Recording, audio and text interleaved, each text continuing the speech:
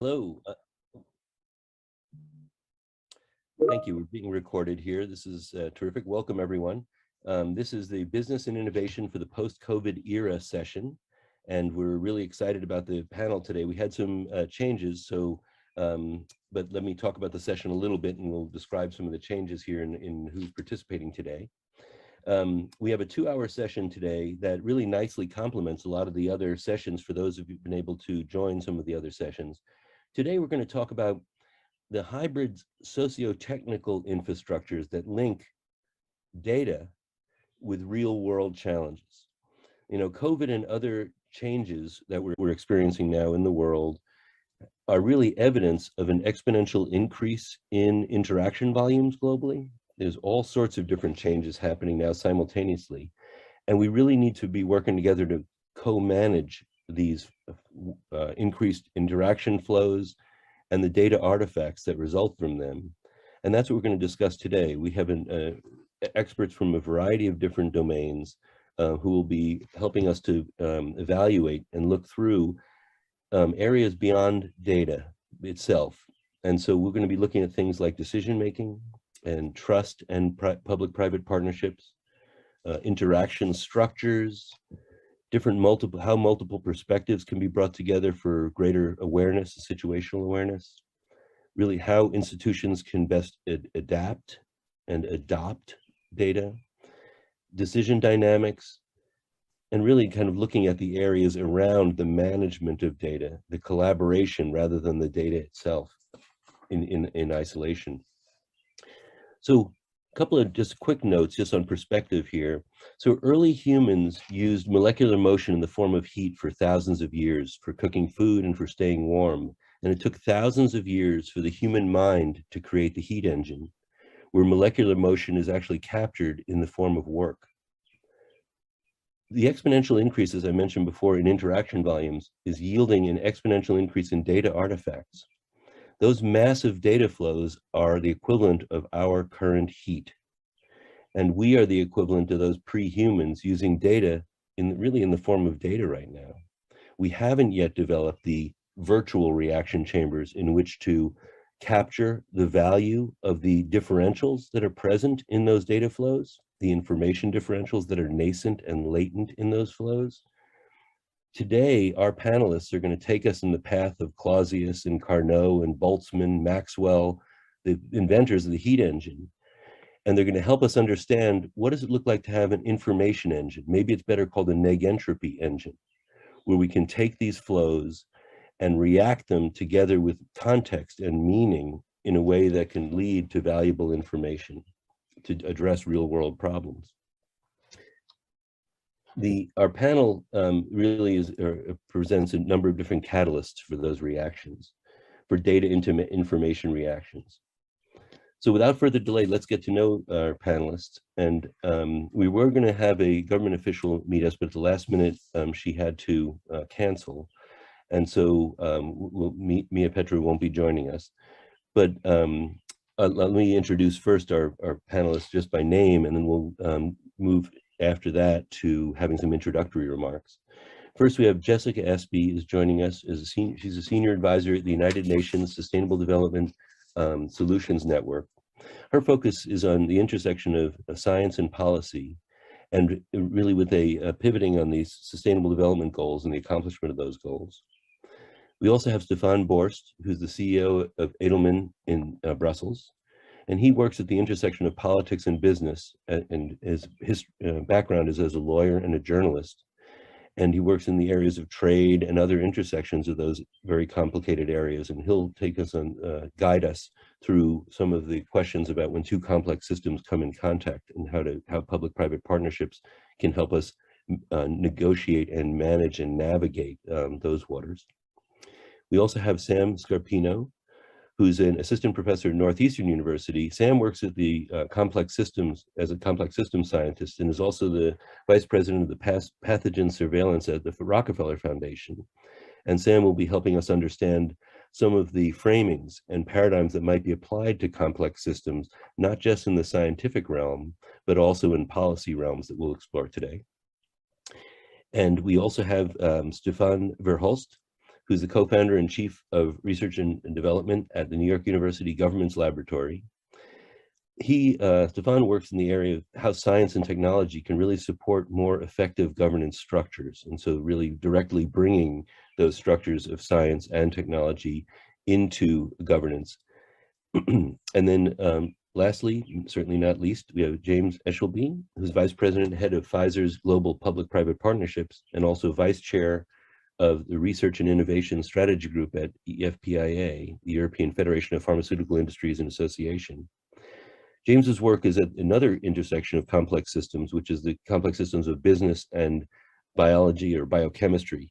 And so we're going to, again, be greeted with some exploration of different complex systems that are crashing together and how public-private partnerships and other similar structures can help us frame and really extract value that can be used for a variety of different stakeholders in those contexts. So let's, I think, move again. I was going to try to summarize Mia Petra's abstract on the government side. And so let me just make a couple of remarks on what she had in her abstract. One of the things that she was emphasizing was the need for, on the government perspective now, we have a number of different players with different types of agendas and paradigms represented on the phone, both NGO players, business players, people from academia. And one of the challenges is bringing the different perspectives, the gross perspectives together. And in the government context, there is that responsibility to look into issues that are not necessarily on the agendas of all the other parties. And so what Mia Petra was suggesting is that we look at the importance of how do we maintain social expectations of privacy as variously defined, security, responsibility and liability mitigations, and management. So really the government has to take that more holistic view on how those things all work together. And so I want to invite, in the absence of having a government official on our panel, for us all to think about and share in our remarks both the views of our respective organizations and suggestions about the government aspect of this. The government, there are unique elements of what governments do. They have regulatory powers that other private parties don't, and things like that. They have convening powers that other parties don't. So in the public-private partnership context, the public part, both the government entities and civic society organizations, can bring to the table some energies and some opportunities that we might not otherwise have. So with those, I'm going to stop there with those initial remarks just to get us going. And why don't we start with Stefan Verhulst. I'm going to ask you, Stefan, could you just start us out in the road to thinking beyond data, talking about some of your work in formulating the right kind of questions, and also some of the considerations that you're working on in terms of data collaboratives and some optimization of those structures for extracting value. And if you could spend 3 to 5 minutes on doing something like that, that would be terrific. Thank you. Sure. Thanks so much, Scott, and pleasure to be on the panel here today on this very important topic of data collaboration, or going beyond data as well. And as you indeed mentioned, I'm the co-founder of GovLab, and here we are focusing on how do we transform the way we make decisions. And obviously data is a key asset that can be leveraged in a responsible way to change the way we go about solving public problems and solving the challenges of the 21st century, including, for instance, pandemics as well. And I think if there is one thing that we've learned from the pandemic is that we not only need all hands on deck, we actually need all data on deck to really generate insight that can steer and inform decision-making as it relates to those complex problems. Now, one way to do so is, of course, to really think about how do we unlock data that resides, for instance, within the private sector for use in the public sector. And that's where we at GovLab have focused on this concept of data collaboratives for the last few years, which is really about how do we create an environment in which data can be reused for public interest purposes as it relates to some of the challenges that we have in today's society. Now, the real challenge here is that many of those data collaboratives are not systematic, sustainable, and responsible, right? They are quite often pilots. Let's see what we can do, and then never scale up. they're quite often unsustainable because they haven't thought about, anyway, how to do this in the longer term. And there are challenges with regard to trust among the parties, and trust within society. And so what we have worked on is to really think about how do we make data collaboration more systematic, sustainable, and responsible. And we've started focusing on really deepening A, the demand for data, B, professionalizing the supply for data, and then really thinking about what's the socio-technological environment in which then the matching of supply and demand can be used for benefit. Now, as it relates to the demand, very quickly, turns out that we are actually very poorly organized to formulate questions in society that matter. And quite often we knock on data holders' door and say we need access to data without really indicating what is the question that matter and how can we then also provide for certain kind of legitimacy with regard to the question itself. And so what we have been advocating for is that in addition and to complement data science, we actually need question science. We need a new epistemological approach to formulating questions that matter, and a new way to prioritize those questions in a manner that clearly has that level of legitimacy, because it's not just about data equity, it's also about question equity. Who actually formulates the question that then subsequently will determine what data is being made available? Now, as it relates to the supply side, once you have a clear, well-defined, prioritized demand, the challenge with the supply side, especially within the private sector quite often, but also within the public sector and the research community, is that quite often there is no dedicated function to then respond to solicitations around the data. And there's also no sophistication on how to do so in a sustainable and systematic way. And so that's where we have been advocating for this new function of data stewards, chief data stewards, that really have a mandate within the private sector, the public sector, and in research environments to really respond to solicitations. Now, once you have a demand and supply, the question then is of course, how can you then also make sure that all of this is trusted? And that's where we have also advocated for a new social license for data collaboration, because consent, and we can discuss that at length, obviously, anyway, is a fundamental principle, very important to have agency and choice, but unfortunately it doesn't work well when we start working on reusing data for other purposes, and when we start aggregating data where there are actually different levels of consent. So we need a new way, a new social license approach to actually reusing data as such. So I'm going to stop here, Scott, because I'm realizing that I might already have taken more than your 3 minutes that you've given to me. But A, we need a new science of questions to complement data science and to make data collaboratives more systematic and methodological. B, we need actually a new human infrastructure, the data stewards infrastructure. And then C, we actually need to find ways to actually provide that kind of social license so that society trusts how data is being reused and is aligned with expectations in society as well.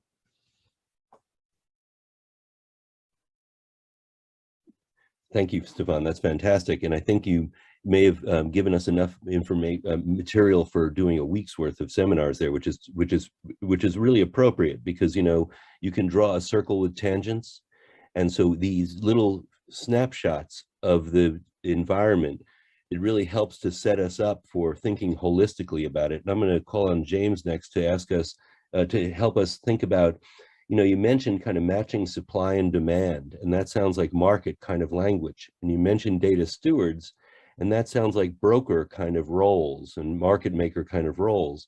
So I wonder, James, if you could just elaborate a little bit on the business and medicine intersection and some of the ways in which those data flows might be thought of in those market contexts, with also the management being done so that we can protect the things that are not necessarily protected in markets, like privacy and things like that, that may not have metrics associated with them yet, that make them as easy to compare the benefits and burdens in those markets. Could you walk us through a little bit of that? Oh, and you're muted. Certainly, Scott. Can you hear me okay? Excellent, Okay, so good afternoon, everyone. First, I'd like to thank the organisers for the invitation. So it's great to also have this panel discussion today. As we've seen, the pandemic has been widely noted, rapidly accelerated the movements and the need for governments and companies across sectors to work collaboratively to solve. Hey, James, Justin, could you move closer to your mic? It's still a bit muffled. I apologize. Okay. Unfortunately, people don't see too much of my face now. No, it's our pleasure. Thank you.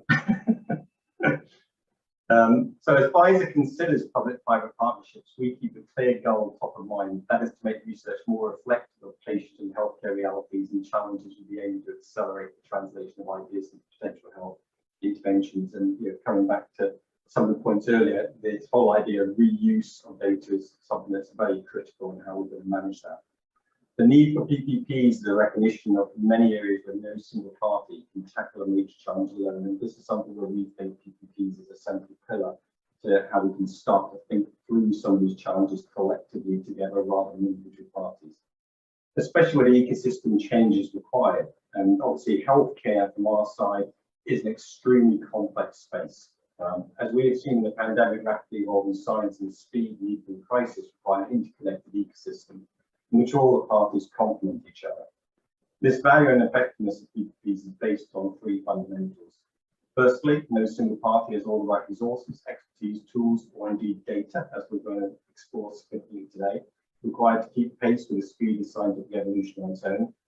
To accelerate effective scientific translation, there must first be alignment across the diverse partners towards a common mission. I think that's a key principle that we try and get to understand, be very open and transparent up front as we're thinking about that with all the partners that are going to be involved.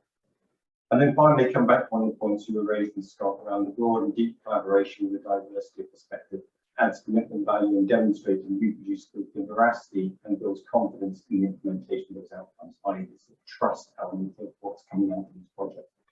And that's where we're seeing significant value from a lot of the PPPs that we're involved in. It's that trust element by having all these partners involved in the work.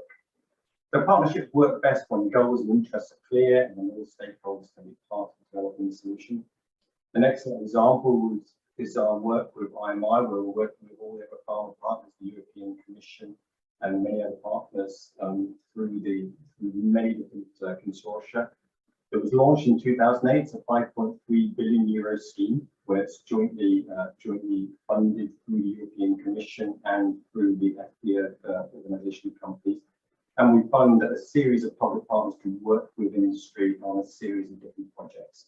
So these are aimed to speed up the development of and patient access to innovative medicines, particularly in areas where there's unmet medical or social need.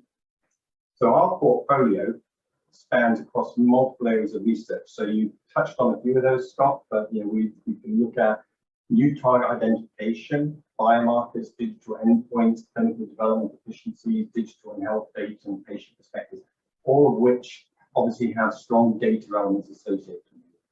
We're currently involved in over 50 different projects across that portfolio, so it's really diverse in terms of the things that's happening with it. But there's certain common themes that I hope will come across in the follow-up discussion we have. To give an idea of the scale of ambition of these consortia, on average, each project that we're involved in consists of about 16 public partners and 10 private partners, and typically lasts for 5 years each one. In addition, the potential impact IMI projects have for patients, IMIs contribute immensely to collaborative learning. So thinking through what we find internally, 92% of our Pfizer colleagues have reported having gained new knowledge and capabilities at the conclusion of the project. And we believe this is pretty reflective of the other partners and really sort of talks to the intellectual cross-pollination PPPs can enable. So that relationship building, the understanding building across people with very different perspectives, we see as a key element of this as well. One specific example is our work with the Screen for Care Consortium, which is a rare diseases consortium, looking at how we speed up rare disease diagnosis.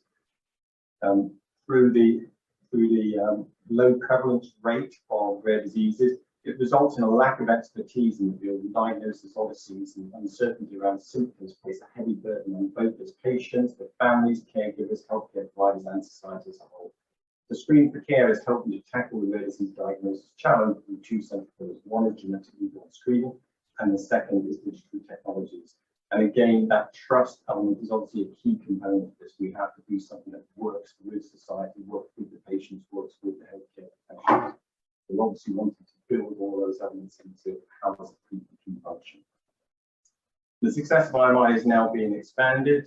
We've concluded new projects within IMI, and a new scheme is being brought together, which is the Innovative Health Initiative. And that's driven by a growing need to ensure that patients are always at the centre of complex healthcare ecosystems. And there's very much a recognition that it's not just around medicine. Healthcare is actually a multidimensional element. So as well as now having a pharmaceutical company partnering with the European Union and the various public partners in the consortia, the medtech, biotech, digital health and specialty vaccine industries are also joining in the IHI initiative. So it's a much wider healthcare community. We're excited by the potential of IHI, and we really see that as having strong potential of generating impacts across areas of unmet need.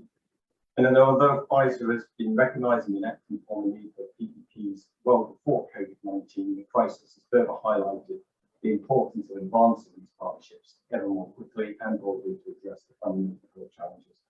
Healthcare is really complex, it's highly regulated, and it's something which we see aligning across multiple partners being a real key fundamental. So I'm looking forward to this. Great. Thank you, James. That's fantastic. You know, that your focus on that, the ideas of clarity of expectations of the parties is really seems like it's a very important place for us to focus on, and also is the clarity of communications. Also that noting about the need for shared goals and understanding the social needs that are being addressed, and having, again, a constant communication in the dynamic environments. It's very interesting what you said about the large-scale public-private partnerships and the relationship building. That's it seems like it's like juggling a chainsaw, an apple, and a bowling ball to try to to try to get those going. And so I'm going to call on Stefan Borst next to talk a little bit about, you know, with these new integrated multi-shareholder kind of situations where you have these highly dynamic cross-border problems like COVID, climate change, and other resource management issues. What are some of the ways in your experience in which the different considerations, we use the acronym BOLTS in our work, which is business, operating, legal, technical, and social. So BOLTS, all those different integrated perspectives. In your work, what are you seeing as some of the challenges and some of the approaches and framings that might be used to help bring parties together at those interfaces, at those boundaries between the paradigms and languages? Could you illuminate us on that a bit? Happy to do so.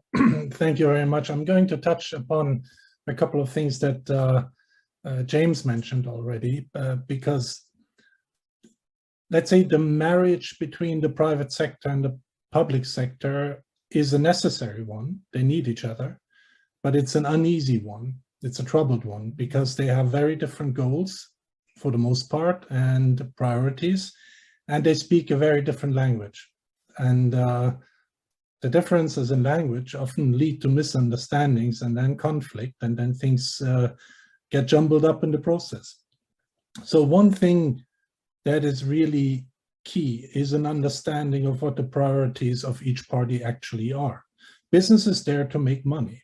Let's face this reality. As much as ESG goals are in the limelight at this point in time, so there is a new emphasis on the sustainability of businesses, but no business can follow these goals if they are not profitable, if they're not successful and competitive. Whereas government has to focus on solving societal issues and providing for societal needs. And when those two different perspectives come together, there is common ground to be found, but that has to be well defined, well communicated, and well managed. And for that, and there I'm going to come not from an academic, but from a very practical background, where I see projects fail, it's usually due to personalities not understanding each other. It's people. And that is a crucial thing. That is why I'm always advocating, and I'm having a hard time sometimes here in Brussels with the EU institutions, which at times are lacking a system like we have in the US, where there are much more revolving doors. So there's a natural, better understanding of each side, because the people understand the environment they're working in very well, they have a hard time understanding the other environment. So it's a very healthy exercise to exchange this environment and actually take lessons from there. I think one of the prime examples that business is absolutely necessary to solve also societal problems was the COVID pandemic, as a matter of fact. Nobody, I used to talk to people about the coming pandemic. This has been predicted for quite a time, and everyone was telling me at best we would see a vaccine within 5 to 10 years. Now the industry came up with a solution super quickly. Then government failed, and I have to say it like that, to really make best use of it because they were just not set up for that. And again, industry was needed for solving how do we translate this COVID pandemic into a digital solution that we can actually use at a European or even better global level to really tackle the problem. The digital passports for your vaccination and all of these things were innovations that did not come out of government, but were supported by government. So the collaboration between both spheres was critical, and it took them a while to get there. And that is best reflected by, you know, Edelman is world famous for the trust barometer. It's the biggest global survey on trust that we have. And there, at the beginning of the pandemic, governments were fairly high in the trust level. Now, business is the most trusted partner in this. So this change is significant. It actually demonstrates if you are able to deliver value to society, the trust will go up and you will have an easier opportunity to communicate and to engage. And of course, in a digital age, data is the source of all. And I'm going to make a little excursus there because I come from a background as a data protection lawyer in a way. That's at the start of my career. That was before the internet was there. Data protection was created to protect us from government spying on us. Now, the paradigm has shifted completely. And unfortunately, the laws are very slow in adapting to the new reality that data usage is most important for the private sector these days. And the laws are not fit for that. We see it in the Digital Services Act, Digital Market Act, GDPR, you name it. So currently legislators are struggling in creating an environment, and that is their key task. They need to create an environment that allows data to be used in a societally accepted way to benefit both their business, but also society in the usage. And I hope this process will be enhanced in the time to come. Thank you, Stefan. That's fantastic. So I'm going to call on Jessica next to kind of take us in a direction from these prior discussions. You know, one of the things, Stefan, that you mentioned is the disambiguation that's necessary to understand priorities of all the parties involved. And that when projects fail to disambiguate sufficiently, they just don't even really get started and get off the ground. One of the things that's so interesting to me is the virus, you know, the virus will win on a biophysical battlefield, right? It is designed to do that. Humans really need to bring the battle to the information space where we can have these advantages and these opportunities, but without that shared narrative, we have difficulty doing that cross-culturally, cross-jurisdictionally, et cetera. And one of the things that you highlighted is, you know, we really need business offers a reliability as a pathway to trust.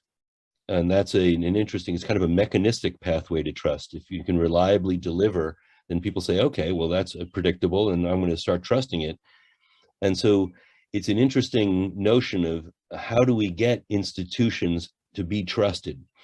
And Jessica, I wonder if you could talk a little bit about the foundations of data governance success and trust in the institutional context and ways that we can work to develop that in these contexts where you have enclosures and proprietary perspectives from commercial entities, which is part of their mission.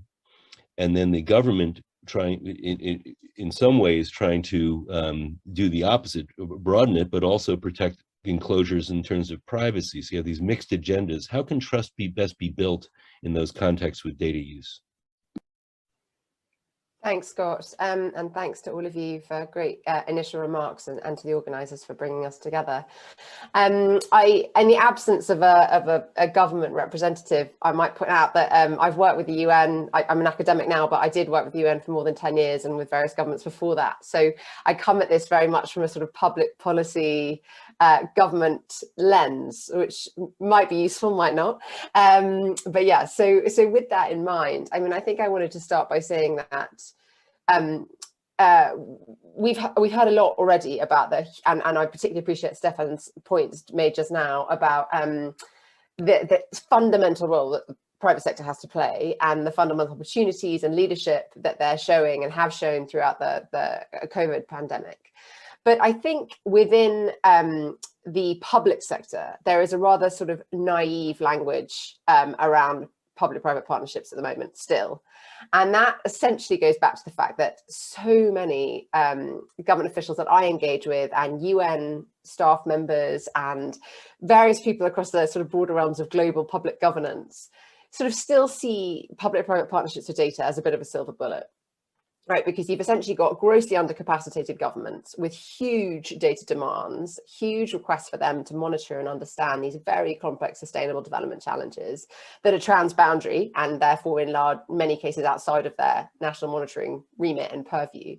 And they've suddenly got to understand this sort of really vast kind of environmental, biophysical landscape and try and make sense of it for their population. And so a lot of these governments are sort of turning to the private sector to say, help, and with your computing power and potential and analytics, we'll be able to solve all these issues. But the fact of the matter is that it's not a silver bullet. We're all learning by trial and error. And, you know, over the last 10 years, particularly, and when I was running a think tank working on data governance, there were so many pilot projects, as Stefan and Verhulst already alluded to, that failed.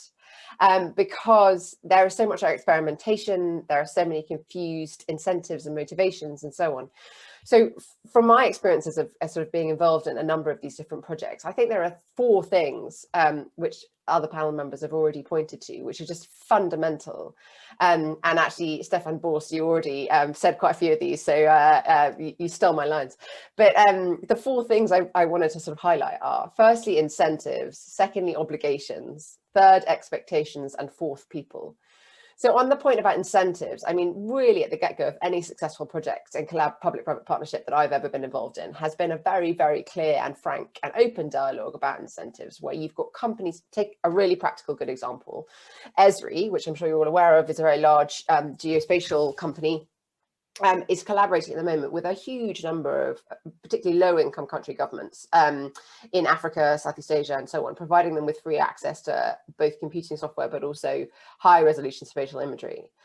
And, you know, some of the nervous naysayers at sort of about 5-6 years ago, when the Esri government partnerships were really exploding in support of sustainable development, were really saying, well, what are the incentives? Why are they doing this? Blah, blah, blah. But I think the successful country partnerships have been where there's been a very open acknowledgement of the fact that, of course, Esri want their products to be used by more public sector actors. Of course, they want Esri to become the sort of go-to dashboard and software system for local government, national government, and there's nothing necessarily wrong with that as long as it delivers and demonstrates value, as Stefan was previously saying. And so where I've seen there's been really good and successful kind of partnerships has been where those incentives have been very clearly on the table, and governments have been very respectful of it and essentially said, we appreciate it's a quid pro quo, and have actively said, this has been a really successful part of this collaboration, this is the kind of spatial software we're actually imagery we're using, and have recommended it to other countries and contexts in their region. I think a second thing that's been really crucial has been to be very clear about obligations, as you've already said. I mean, obviously for the private sector to their investors, but for the public sector to be very clear about the fact that their obligations are to the general public and the citizenry about, and therefore there are considerations around privacy, confidentiality, maintaining regulatory standards, where there is any kind of regulatory standard to uphold. And again, you know, that is a tension and a fundamental clash in many cases, and just being very, very clear about where you can and can't square the circle from the get-go. I think from the government perspective, and I've already said this, the third point around expectations is really, really, really important. Understanding what private data can and can't do. And I say that particularly because I've worked with so many national statistical offices who are grossly underfunding their censuses, their surveys, their administrative data sets, and are sort of turning to private partners to say, help us fill these voids.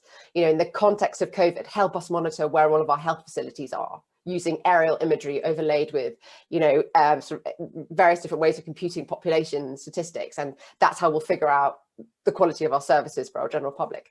But you cannot fundamentally do away with a really robust census. If you're going to monitor health and population dynamics, you cannot do away with really high quality administrative data on mortality, comorbidities, things coming out of your health service. And so I think there's got to be a very frank conversation that, you know, private data can provide brilliant additional insights that will enable you to respond to much more complex challenges than we've ever seen before. But it's not, you know, it's not going to be a shortcut, and that needs to sort of really change in the way this is being discussed in the public sector, and particularly across the UN. Another really practical example of this is, you know, look at what happened during the Ebola epidemic, when we saw lots of telecommunications companies providing brilliant services helping us track population movement, and that was invaluable. I mean, you know, lots of telcos really enabled governments to look at disease patterns and spreads and cross-border migration.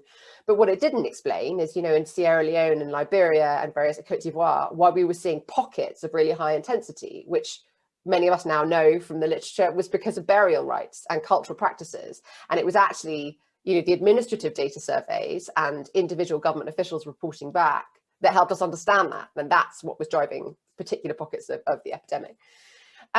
So that's my point about expectations. And then finally on people, to my fourth heading, I just say that all of the successful partnerships that I've witnessed or been involved in have been, and I think Stefan Borst said this just now, have been really facilitated by informed, open-minded, collaborative people. And building strong interpersonal relationships. I think Stefan Verhulst said some, you know, he's referred to the work on data stewardship, and I think that that's really important, having dedicated people in government who can really speak to, you know, the broad range of actors, reflect on different interests and try and broker and facilitate partnerships. But I think we need those in every level, you know, in the UN system, for example, you know, the stats division and the statistical commission within the UN have done a lot to try and bring in more private actors, but we've still got, they're still speaking the language of official statistics, which goes over the heads of a great many number of private actors who use a completely different way of working. So I think we need these kind of interlocutors throughout all these different institutions and really sort of neutral facilitators of these conversations. So I'll probably pause there with those 4 points, but look forward to delving into this in a bit more in the discussion. Thanks. That's fantastic, Jessica. Thank you. And, you know, that notion of incentives and obligations and expectations in people, it's interesting, isn't it, that each one of those categories has its myriad challenges and complexities. And so by pointing them out, at least we're able to step back and look dimensionally and say, okay, we need to deal with these things, albeit they're very complex in and of themselves, but at least we can start to frame them together. And so, Sam, I'm setting you up as a complex researcher, a complexity researcher. You know, we have all these complex systems that are being brought together. Some are measured for some purposes. Again, bolts, we have business measurements and operating measurements and legal measurements and technical measurements and social measurements, all coming together with these different sets of things, different people coming in, different sets of expectations and obligations. And then we're dealing with a zoonotic disease, emerging diseases where, you know, it's an entirely separate set of considerations that are outside of that set of incentives and discussions. So from the complexity perspective, can you help us start to understand, given all that we've heard so far, and this is just scratching the surface of the complexities, what are some of the ways we can start to approach these challenges, both in the COVID context and then looking at COVID pandemic as just an instance of complexity and information complexity, and with the expectation that we're going to keep seeing waves and waves of complex challenges coming at us? Can you help us to start to frame how we can even approach these massive areas of combined complexity? Thanks. Thanks so much, Scott, and the rest of the panelists have really enjoyed the perspective so far, and I'm looking forward to the the second hour of the conversation. To answer the question, I want to start with something simple, although it's in practice rather challenging. So there's a book, the author's name is Kitchen, about data. And in the book, there's essentially a rubric for thinking about different kinds of data systems. And I'll simplify it because I can't remember the full rubric. I can just remember the version that lives in my head. So apologies if the author is listening. The first level is kind of data that are locked away or uncollected. Maybe they're on PDFs. The second level, these are data that are collected.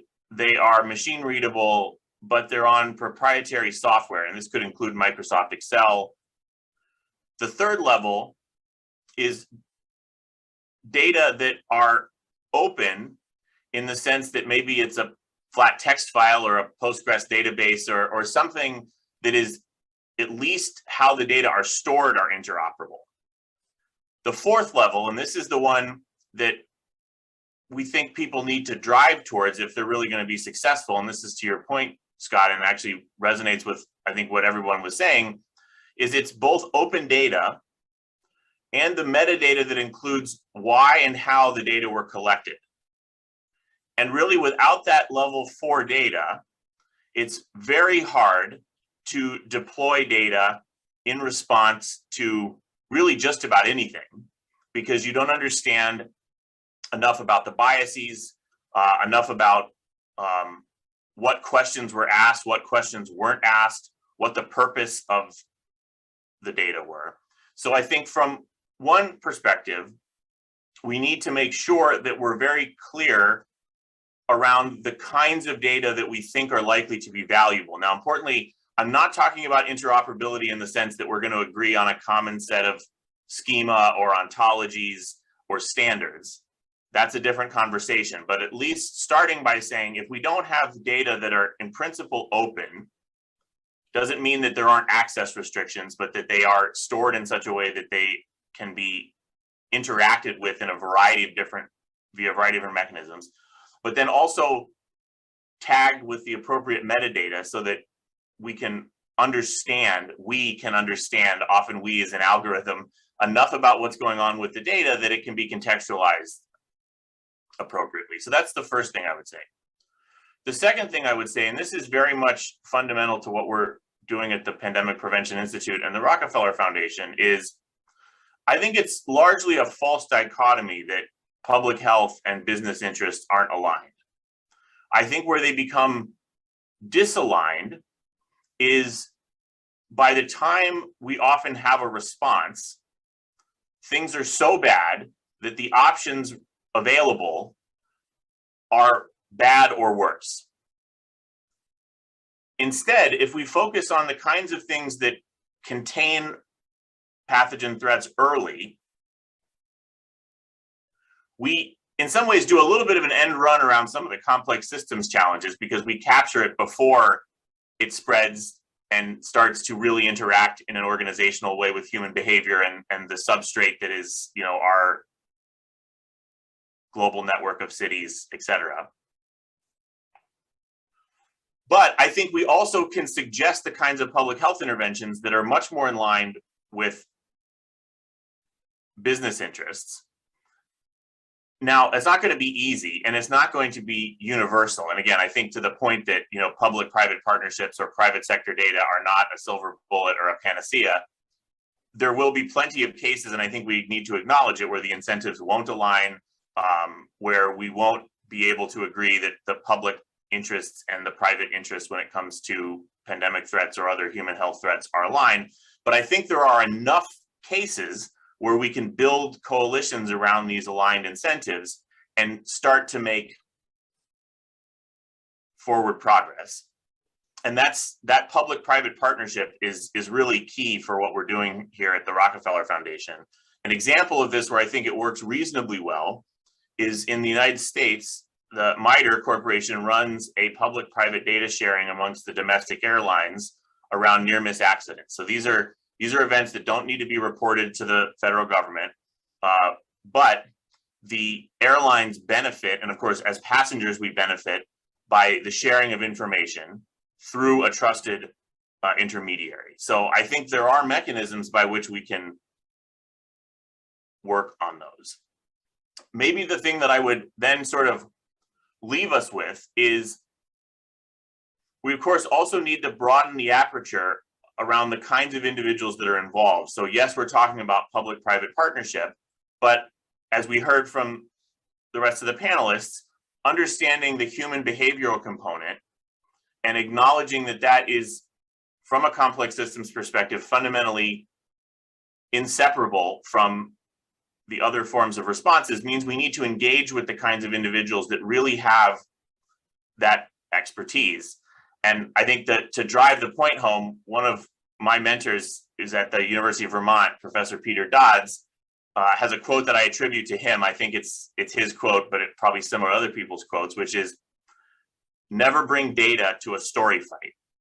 And I think that's one of the things that often gets lost in our space, is that we spend so much time trying to understand how to unlock data, make it interoperable, build the technology. We're in the weeds, and these things matter, and they're hard problems, and they're barriers to the kinds of things that we're trying to do.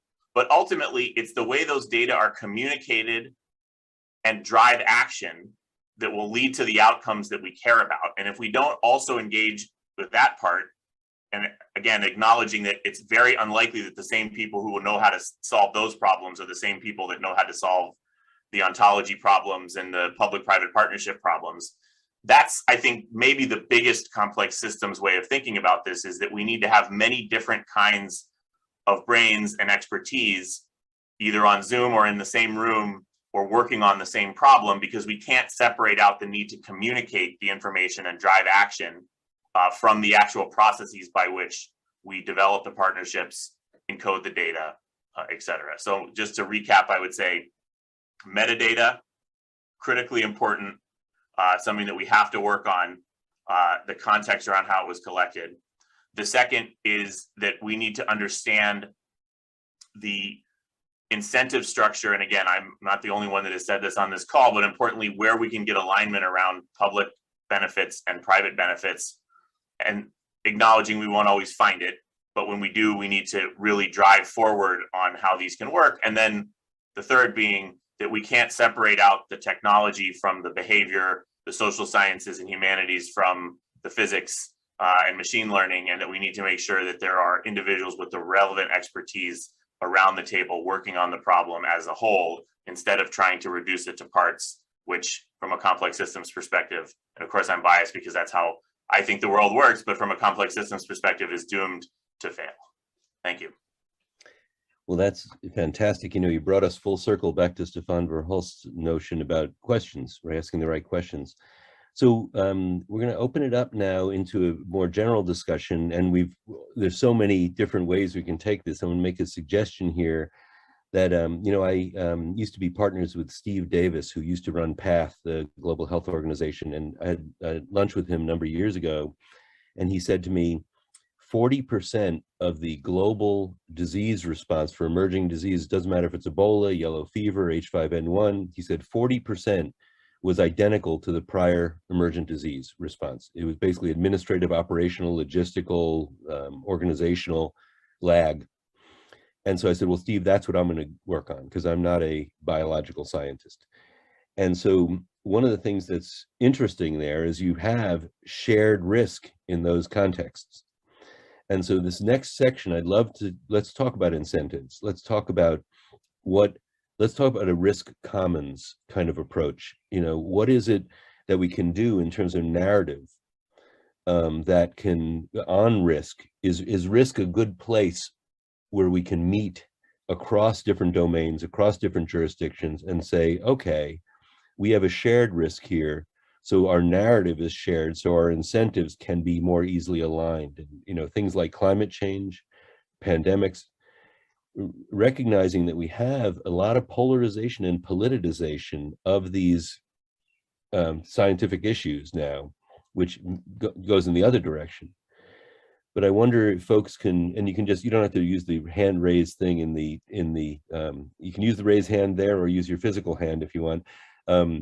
Let's talk a little bit about incentives and recruitment. How can we get folks into the same space? And Stefan, Borst, why don't you start us off there? Love to.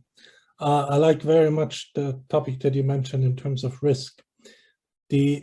Now, I work in the political space. One of my biggest challenges is to explain to a business manager that there is political risk coming his way that will impact his business, because he doesn't see it. He doesn't understand the legislative process. He doesn't feel it. He doesn't have consumers or clients tell him that this is a risk. So basically, he needs to go through a, for him, completely, or her, completely unusual exercise of an intellectual jump into an area that he doesn't understand and doesn't fully grasp. And then he needs to trust me in terms that I'm not telling him something just to make a profit out of it. So usually, and that is unfortunately the issue that I have with the risk approach, is that people theoretically understand risk. They do not act on risk until they feel it at a very deep level. And therefore, I always, when I talk to politicians, I try to tell them, don't tell people how scary everything is that will lead to panic and all kinds of irrational behavior. You need to incentivize and make popular what is the right thing to do. And that is the key thing. That's a different approach. It's about exactly what you mentioned. It's about incentivization of good behavior and smart behavior. And that is a fundamental difference. And too often, both in business and in politics, this is neglected. It's interesting, that notion of not being reactive. One of the things that we're observing now is we're reacting to pandemics, we're reacting to misinformation with the exponential rates of increase in interaction volumes. And I think they are truly mathematically exponential. That's not a casual word. I think it's a higher order effect of Moore's law, with an exponential increase in transistor densities on chips leads to a exponential increase in interaction volumes globally, which leads to interactions breed risk. So if you have exponential increase in interactions, intrinsically have an exponential increase in risks that a certain subset of those interactions won't go according to your expectations. And so one of the things about not being reactive, I wonder, maybe James, if you can talk to us a little bit about, in biology, you know, we're always talking about bringing technology into these spaces, technology to help agriculture, technology to help banking and help medicine. Well, in biology, maybe we should be reversing the stream a little bit about the communication. Maybe biology has something to teach us about not being reactive in technology. So are there ways in which we can, the intersection of biology and business and other complex systems, where biology from a systems perspective, and Sam and others, you can pitch in on this too, what can we learn from those areas? You know, what can agriculture teach us about grange systems and how those cooperative systems can help us understand risk better? What can biology teach us about how ecosystems detect and respond to risk as ecosystems, that we might design information systems better? So I'll open this up, but I was directing initially at James. Are there some learnings that we can have crosstalk, where it's not just bringing data to bio challenges, but bringing bio paradigms and framings to data challenges? I'll think about that one, Scott, so if somebody else has got some thoughts. Yep. Anybody else want to take that one on? No, it's not. Well, I mean, it's me. I point to the complex science people on the panel here to address that. But I think I think it's, the question is also, whose responsibility is it, right, to be aware of the risk, right? And I think that in itself is quite often confused, right? And absent some kind of a better understanding of responsibilities, accountabilities, and not just incentives, because I think it goes back to, I think what Jess said, it's incentives, but it's also obligations, right? And I think it's both, right? So it's not just the incentives, it's also about, well, what are the accountabilities and the responsibilities to actually be aware of the risk and to find ways to de-risk certain kinds of environments, which goes back to just building upon what Sam was saying, is that it's great to have metadata and subsequently data provenance. I mean, what we have been arguing for is that we also need decision provenance, right? But actually, who is actually responsible and accountable across the data lifecycle, right? So that, and it turns out is that quite often, i.e. most of the time, right, unless you're an individual researcher that manages the full data lifecycle, which is very unlikely these days, right? It involves always multiple individuals, teams, and responsibilities. And because it involves multiple individuals, teams across the data lifecycle, it becomes very hard to actually have a managed risk approach, because the risks that are embedded in the way you collect data subsequently get reinforced on how you actually then aggregate it, subsequently get reinforced in how you then analyze it, if there is a clear and no clear understanding of bias, for instance, and so on. And I think having more of a decision provenance based upon who is responsible, who is accountable, who should be part of the decision making, and who should be informed what decisions have been taken at what stage of the life cycle, I think we need to do a lot better job there. Because it is actually, it all adds up, right? And quite often we spend a lot of time on data provenance, but not enough on decision provenance that then integrate, anyway, faulty lines of, and blurred lines of actually responsibility and incentives, right? So I think that's the part of it, because quite often, and again, Stefan talked about data protection, but again, whose responsibility is it, right? By the end of the day, and it cannot just be one person, right? And so I think that's the real challenge. That's a really interesting perspective, that we, you know, in distributed systems, the internet disintermediated all of our centralized institutions, essentially, as we migrate our processes onto the internet. And so now all of a sudden we have distributed institutions. Well, in distributed institutions, it's really hard for the CEO or anybody to see, they're hierarchical in decision making, there's no centralized information flows. So it's really fascinating. How can we recruit the distributed system into something that looks like a coherent behavior? Jessica, what are your thoughts on that? I don't know if I can necessarily respond to your specific question, Scott, but just to riff off what Stefan was saying, I think the other thing we need to bear in mind is we keep talking about data as becoming this sort of public good, this, you know, as you said at the beginning with your metaphor, this engine that we need to harness and capitalize upon. But if we fundamentally believe in our current governance models, however flawed, and if we fundamentally believe in, you know, democratic systems of governance, both nationally, subnationally, but also internationally, and the power of multilateralism, then we need to also think about how you harness and regulate this huge flow of information within those institutions, right? As much as we say it's brilliant that the private sector have got this incentive and blah, blah, blah, then there does need to be an organizing framework. And I'm not just talking about a regulatory framework. I'm actually thinking about, you know, an institutional framework. I think we need to take a step back and look at the fact that our institutions of governance, you know, just, I'm sitting in the UK, so I could use a British example, but also within the UN system itself or any other multilateral entity, there are very few, if any, out there that I would say have actually got a really sophisticated approach to essentially how you manage data flows, right, across government, and how you manage it not just internally in their own operations and processes, but how you manage it as a kind of global public good, essentially.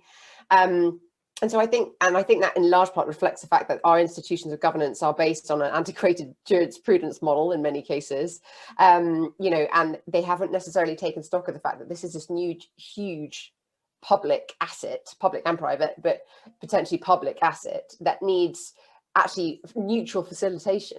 You need an actor sitting within the organs of government at many levels, able to bring together all these different stakeholders, bring in the experts who work on behavioral issues and so on, and actually facilitate a dialogue about how you use this new global public good for all these different purposes and ends, and set the institutional context within which to have these conversations. And I think the point I'm just trying to make is that government and the public sector is not just like an interested party that's trying to get an insight from a private data set. They have to be the managers and the brokers of a public dialogue amongst a whole range of stakeholders, because there are so many interests and no one else is placed to do it. So I think we just need to also just take a step back and think, what does this new institutional system look like, and how do we make it fit within quite old-fashioned systems of current governance? And if we can do that, we might go one step closer to actually having a forum within which to start grappling some of these questions, and starting at the beginning of the chain that Samuel was laying out about, really at the basics of how do you preempt partnerships and crises and so on. So anyway, just to say, I think we need to take a real back to basics approach to the institutional frameworks we're using for having this conversation at all. That's a really fascinating and really important pivot.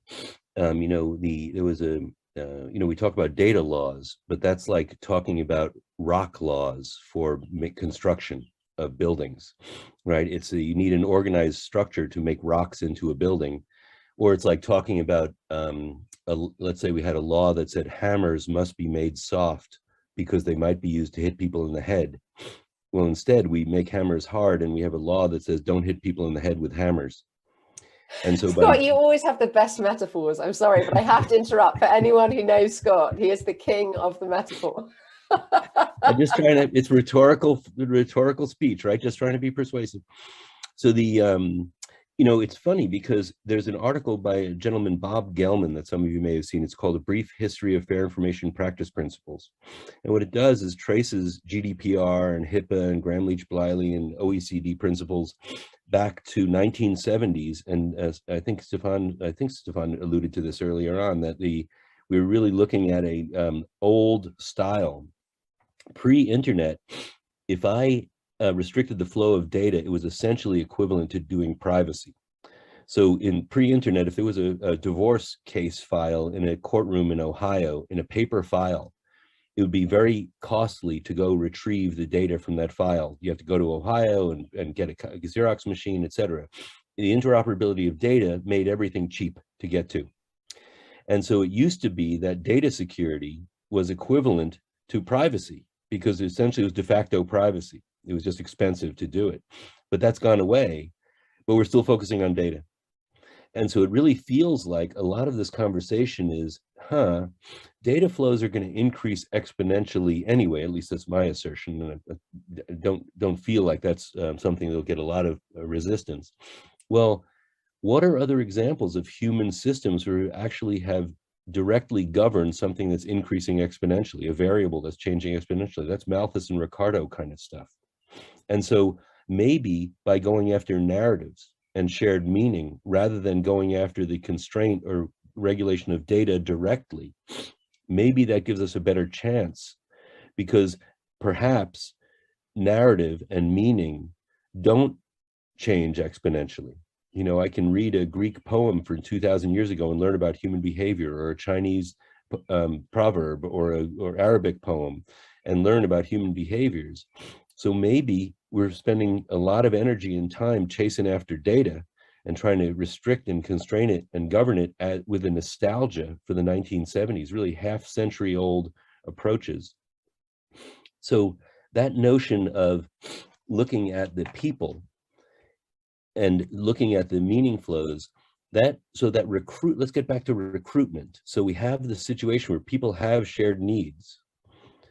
Let's talk about, how do we build the stories and the incentives and the recruitments to get people into the same space? What might a risk commons look like, where we can start to bridge the divides between business and politics, between civil society, again, across the bolt spectrum? How do we take these different languages and paradigms and bring them together in synthesized shared meaning structures, so that the data flows that everyone's encountering and the shared problems that everyone has with dealing with the data flows can not just be dealt with as risks, but actually so we can start to realize and enjoy the benefits of, and I'll use the analogy again, combusting this resource of data in a managed way, where we're bringing it in contact with meaning so it can create valuable information that we can then harness. What are some of the ways that we can incentivize moving from where we are now? Sam, do you have some thoughts on that? Well, I'll say two quick things. The first is an oversimplification, if you'll indulge me. But if you think about the South Korean context with respect to mobility data from the telcos, after MERS, essentially you have this social contract in place where the telco data gets released to the government for a public health purpose. Now, in basically the entire rest of the world, our privacy is equally invaded by the private companies and often the governments. Just, you know, I realize invaded has a negative connotation, but just in terms of what's collected on us and available. But we don't actually retrieve any of that public benefit by and large from the data being out there. And so I think that that's probably one of the things we could be more honest about, which is that, you know, the privacy is already gone for a lot of us. It's just maybe not front and center in terms of, you know, acknowledging that that's what's happened. The second is, and this is a bit of a left turn, which is, I think we probably can try to pull on some analogies from biological systems. So you see the kind of increasing modularization and kind of fractal-like structure of regulatory systems in organisms as the complexity goes up. And presumably a lot of that has to do with how information has to be processed. And similar kinds of things in terms of the growth of cities. So there's been a lot of work published in the past few years looking at the sort of natural law of how human societies and cities grow. And there are, of course, caveats there, but I think there are probably things that we could, if not learn and use, at least learn from and figure out if the analogies may be valuable for what we're trying to do in this space. Stefan? Thank you very much. I very much agree with Samuel. We're missing out on a huge opportunity, because if we utilize the data properly, and if we would create a better pathway from the private sector to government, which currently partially legally is simply not possible, then society could benefit hugely. Now, playing devil's advocate and having a German background, I also must say there is good reason that laws govern any action there. Germany has a history of a very unfortunate one where total surveillance was practiced in a time where we did not have digital tools, and it was not very helpful for society. And so far, this huge data pool that is being acquired by the private sector and partially also parts of the government has not been abused properly. So we have not seen the worst case, but we need to be aware that this could happen at any given point. And now I'm circling back to the how. We need to establish legal and political systems and mechanisms that deliver trust to citizens that whatever is happening to their data, because generally it is their property, it is theirs. And they give it away for free in order to have a Google email account at the moment. That is one way to pay for it. They would be better advised to license it out and get several fees for everything they license out there. But still, we need to find solutions, and that is a task for the legislators, to establish a data flow that still feels good to people and where they are not afraid of the data being abused. And there need to be very harsh mechanisms that punish abuse of this. And currently we are lacking those. Enforcement in data protection breaches is not at its best stage at the moment. Stefan, Verhulst? Yeah, no, I just want to build upon that and go back to your initial question also, Scott, is that's where I think we need to move towards more of a concept of stewardship, right? Which is really about, okay, so the asset is there, and how do we then actually steward it so that society benefits from it, right? Without, of course, anyway, disincentivizing certain innovation, because that's the big challenge in the space, is that actually you do want to have innovation in the space, but how do you do it without disincentivizing it, but at least stewarding it towards those kind of uses that we as a society collectively want right? Now, and that's the problem, is that at the moment we don't really have a conversation, which is why I started focusing on the questions as opposed to the data. The conversation at the moment is all about the data, right? Not about what are the questions that we actually want to have answered, right? And that's at all levels, right? So that's also, like, for instance, we get asked quite often by cities, right? Can you help us develop the data strategy for our city? And then the most question, often I typically return the question and said, well, do you know what are the 100 questions that your city, anyway, collectively agrees, these are the questions that we want to have answered by the data that we then subsequently want to make available. And most of the time, there is no mechanism, right, for even formulating the questions, let alone sophistication on what are the questions that data can answer, right? And I think we need to do a lot more work on actually defining that purpose and then stewarding the data towards that purpose, right? Because otherwise we're always going to be reactive. COVID was a reactive kind of, anyway, way on how suddenly we're going to start using data for addressing COVID. If we would have in advance have said, well, clearly pandemics are, and a set of questions with regard to monitoring certain kinds of circulation of pathogens, that's a priority question for which we as a society need to organize ourselves for, including having access to private sector data, right? Then that would be a whole different kind of ballgame, right? I mean, the typically example here is, of course, quite often, and again, there are all kinds flaws, metaphors, but also it's the, anyway, why we decided at a certain point in time that it's important to know what the weather will be tomorrow, right? That is a question worth organizing ourselves for, right? And we've been very successful, right, in actually organizing ourselves to answer that question, because, and it was probably the Brits that were obsessed with weather that determined, no, I'm joking, but at a certain point in time, it was at least a common agreement that is worth organizing ourselves for. What are the other questions, right, that we believe are worth ourselves organizing for in a stewardship way? And I think that's the conversation that we need to have more of, as opposed to a conversation about, anyway, preventing abuse or having a fluffy conversation about we need access to data. I think we need a more purposeful kind of discussion. Anyway, I've said what I wanted to say, and I feel like I start repeating myself. So over to someone else. Samuel? Yeah, if I could just very quickly on the weather part, I think a lot of us have tried to spend time thinking about where the analogy is good and where it's problematic.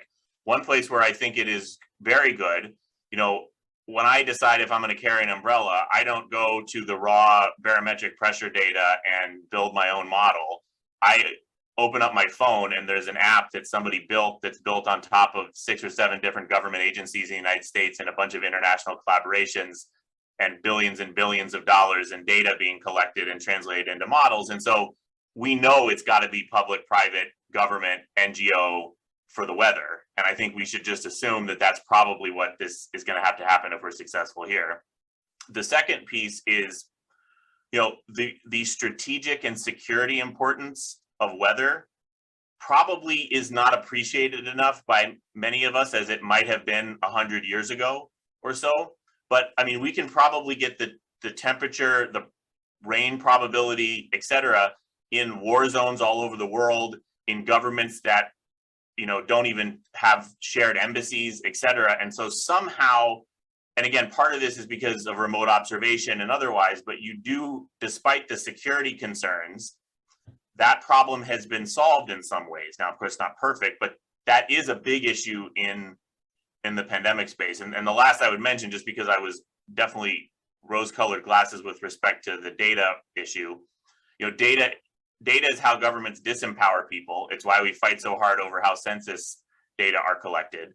They can also be used to empower. And so similarly to the theme of this conversation, which has been we need to acknowledge where the incentives are aligned and where they're not aligned, I think absolutely, as Stefan and Jessica and others, both Stefans have said, that we need to acknowledge that data can empower and disempower. It can be used to enact horrible violence against communities. And we need to go into that with eyes wide open when we think about the benefits and costs of data and the governance structures. The fantastic comments. You know, it's interesting because the models, you raise models, Samuel, and, you know, models are stories. and their stories and framings, and their stories about future expectations based on Gaussian and normal distributions, right? You look at the past and try to predict the future with your models. And that's a problem in complex systems where you have nonlinear behaviors, but it, it at least gives you something.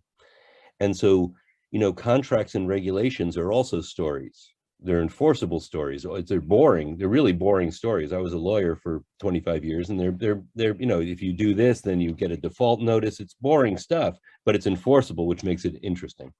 And so one of the things that might be interesting for us to talk about is new stories in the gaps. Because right now we have a systems of governance of risk that involve sovereigns. And one of the things that I've asserted is that all human sovereigns, is a bit of a blasphemy here, so my apologies in advance. All human sovereigns are projections, they're teleologies to which we can self-bind. So deities, we have multiple flavors of deities out there, they're stories. Royalty is a story. Countries are a story, Peace of Westphalia, 1648. Companies are a story. Name another sovereign. Now, nature can be considered a sovereign, but we name nature, Carolus Linnaeus and others have named nature into existence, Mendeleev, as we talked about before. But what we do as humans is we name sovereigns to which we can self-bind. And there's an interesting book out there, it's called The Constitution of Risk, and it's either by Vermeil or Faunstock, I can't remember the author's name.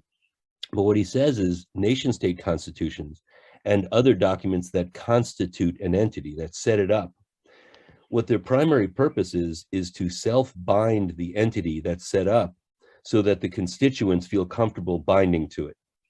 It says, look, we're not going to be all powerful. We're just going to be powerful enough. And so one of the things, that's a story. The Constitution is a story. Here's the thing we're going to stand up. And what we have right now in the world is we have corporation and commercial entities that span the globe, as do NGOs.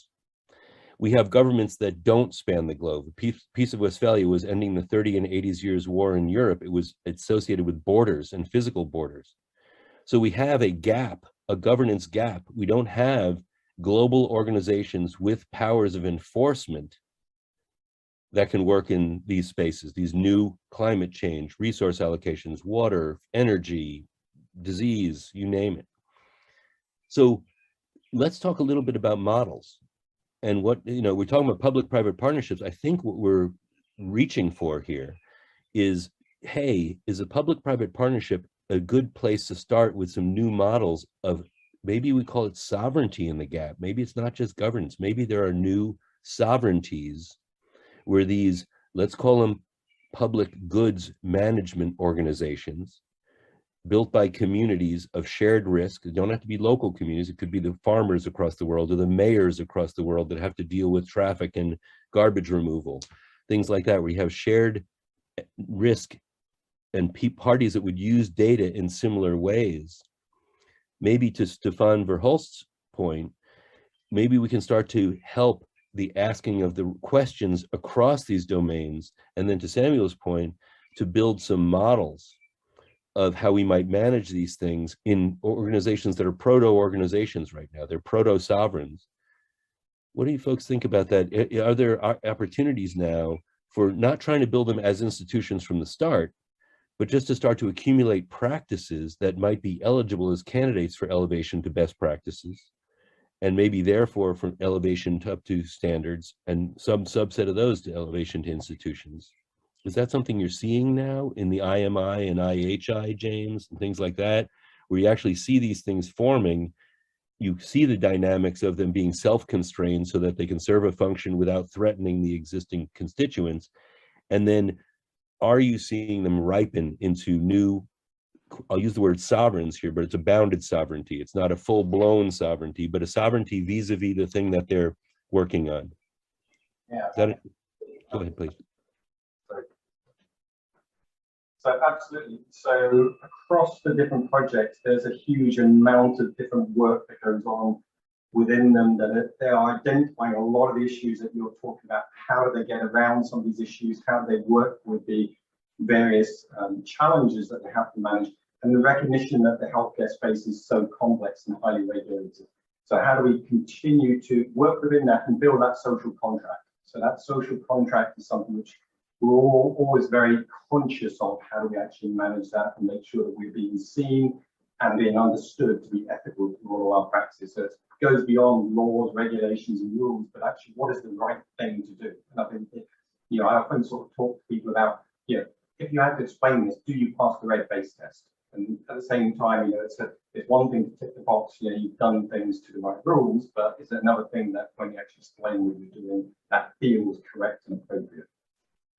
So we see a lot of these projects now are tackling a lot of these issues. One of the things that we've seen a lot of internally within Pfizer, and something that I think is being reflected, is historically when we join these projects, it would often be an individual or department that saw the goal of the project and would actually recognize that, and it would be just a small team that would join the PPP. And now actually, in most of the projects we engage in, we often have 5, 6, 7 departments actually join with very, very different perspectives, bringing these different viewpoints into each of the projects, so they can actually think about the various challenges. And the thing we really, really value from a PPP perspective is the diversity of perspective, not just internally, but also diversity of perspectives that all the partners bring to thinking, often the challenges that we don't actually perceive.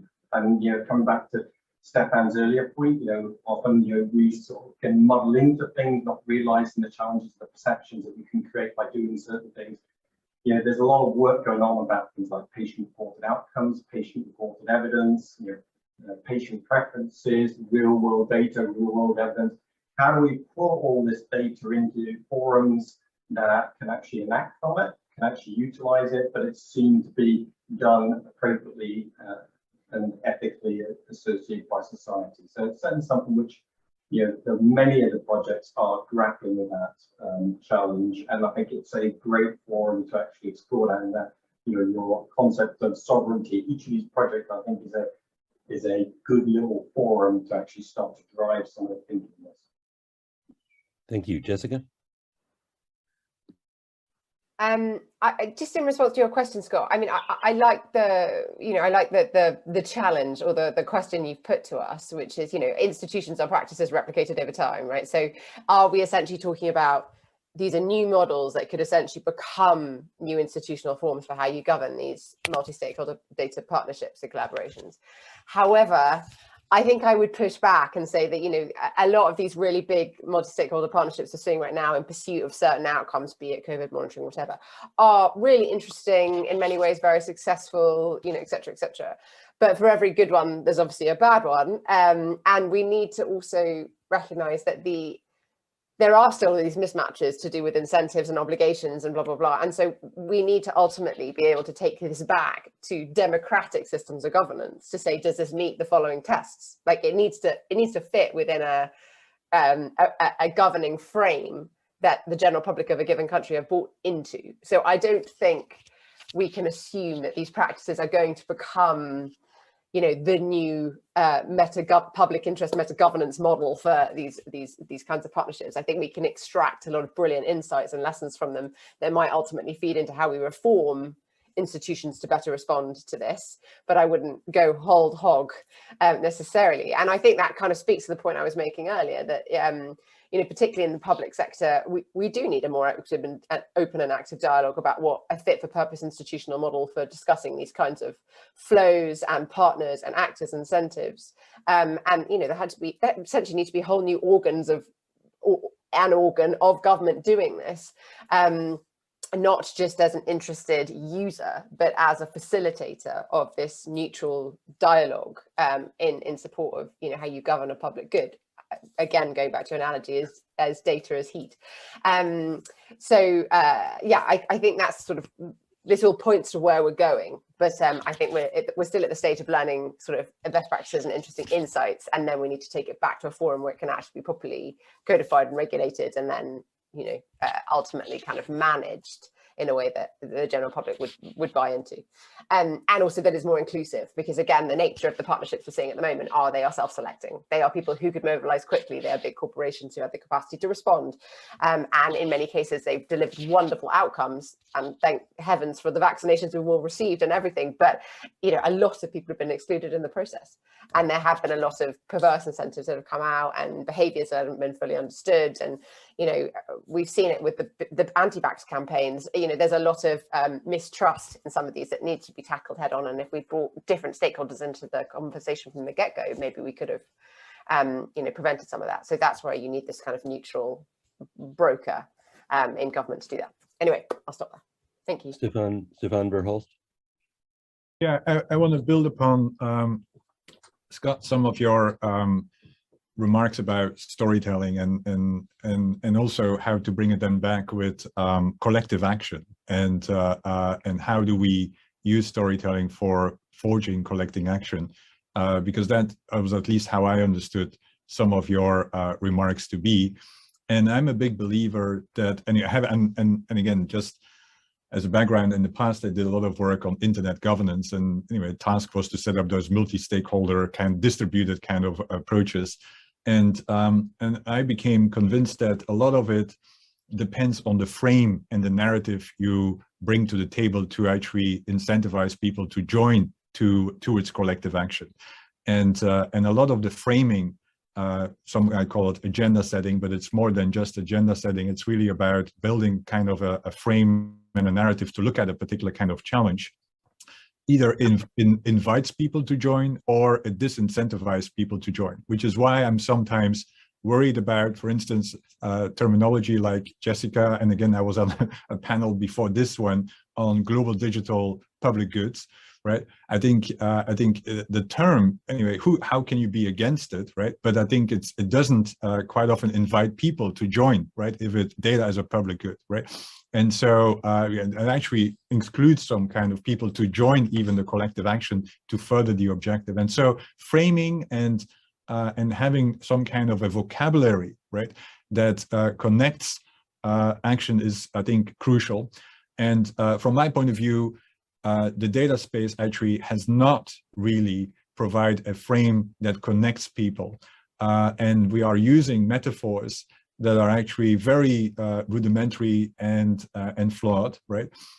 Just the whole concept of data as the new oil is not going to invite people to actually, anyway, pump more oil, right?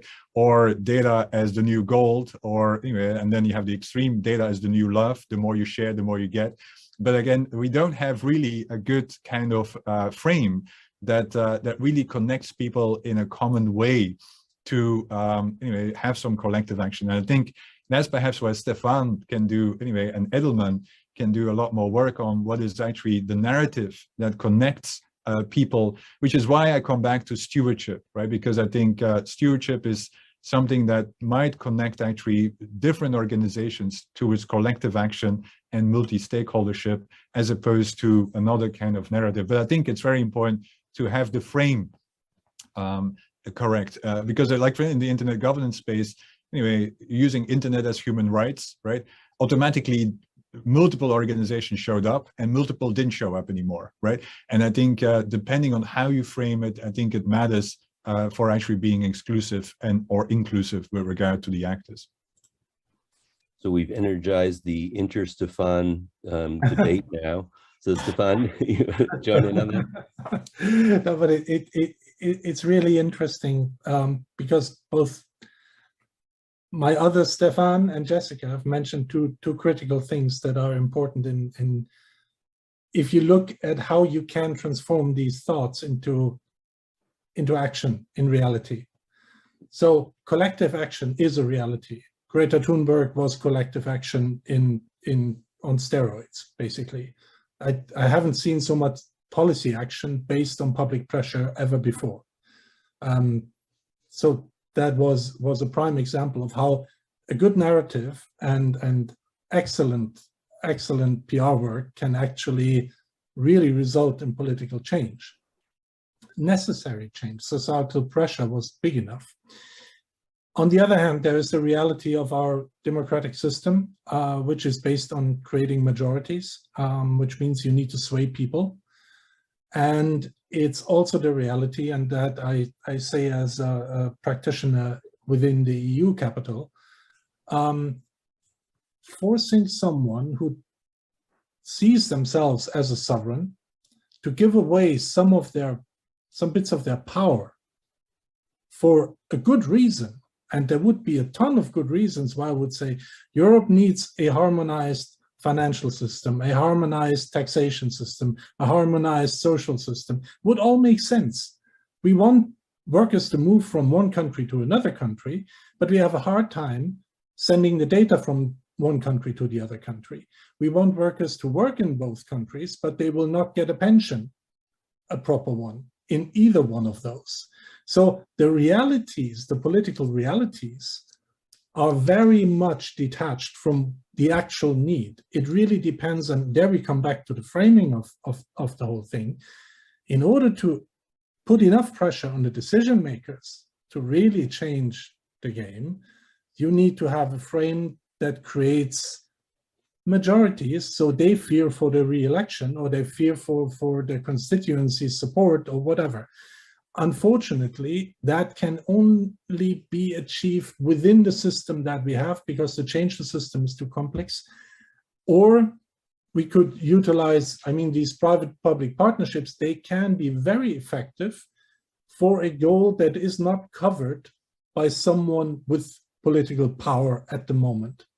Because as soon as it takes away something of that power, there will be massive opposition, and you will have a barrage of enemies suddenly standing and knocking down your doors. So it's really, it's a complex thing. I don't have an answer, unfortunately, Stefan. I'm sorry. The framing is something that is key to my profession, certainly, but I know where its limits are.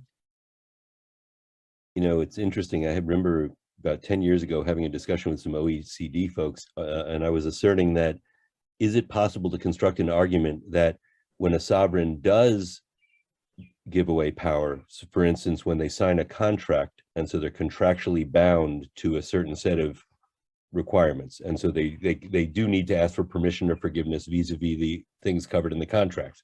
Even if it's a simple contract, they're binding themselves.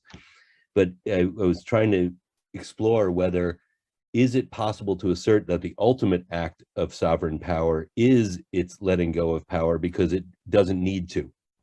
And that was I didn't get a lot of traction with that one, because in all circumstances it came back to the sovereign feeling compelled to enter into the agreement because it couldn't do the thing itself.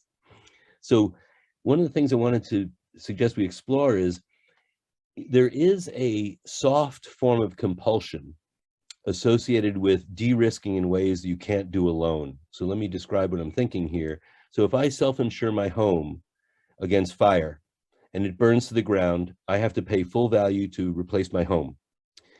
My father-in-law was in the Air Force in the United States, and so I have USAA insurance, which is an organization that has, let's say, 3 million or 5 million different people who buy fire insurance.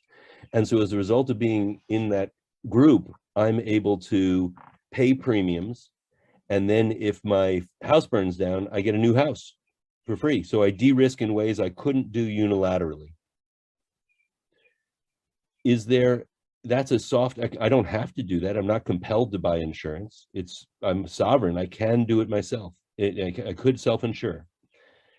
Are there approaches we might take to look into these new information spaces? And Samuel, I'm interested in from the complexity context, are there some things that no sovereign can predict, non-linearities and climate change and financial collapse and things like that, that we might create narratives to say, hey, you know, the best way we got for doing this is you can't do it yourself. Let's do it together. And one other example I'll give you is, I used to work when I was working in financial products back at Simpson Thacher in the 80s. We were working on the International Swap Dealers Association, the ISDA 1985 Interest Rate Swap Dealers Form. Before that form, there were no standard forms for interest rate swaps. And the banks really weren't that enthusiastic about standardizing it because each had their own kind of approach, just like with credit cards. Eventually, it was impossible to get everyone lined up, but then eventually everyone said, this is great stuff, and now try to take swaps away from banks. So what was impossible became inevitable once you got to the threshold of adoption. And so I'm just curious, again, Sam, if you don't mind commenting a little bit, in complex systems, how can we start to create narratives for things that we might not know exactly what's going to happen, but we know we might have some shared exposures on the things. Is that a fair question to ask you? It is, although the first answer I'm going to give is a simple and direct one, in part because you mentioned, Scott, and as we were waiting to begin the panel, Bill Hoffman and the World Economic Forum and Stefan has been involved in this, is that I think a kind of brilliant but just simple, let's bring all of the data use agreements into the public and share across the private sector businesses to de-risk getting involved with data sharing, because then you can see what is out there in terms of the legal frameworks. So I think that's a relatively simple thing that I think could be powerful. The answer to your question, from my perspective, is epidemics and pandemics. We know that they're coming. We know that there are hundreds and thousands of spillover events every year that don't lead to them. We do not have the ability to predict which of them are going to find their way into a crowded marketplace in one of the busiest cities on the planet and spark a global pandemic, in part because of the interaction of the current geopolitics and human behavior, et cetera. But we know they're coming.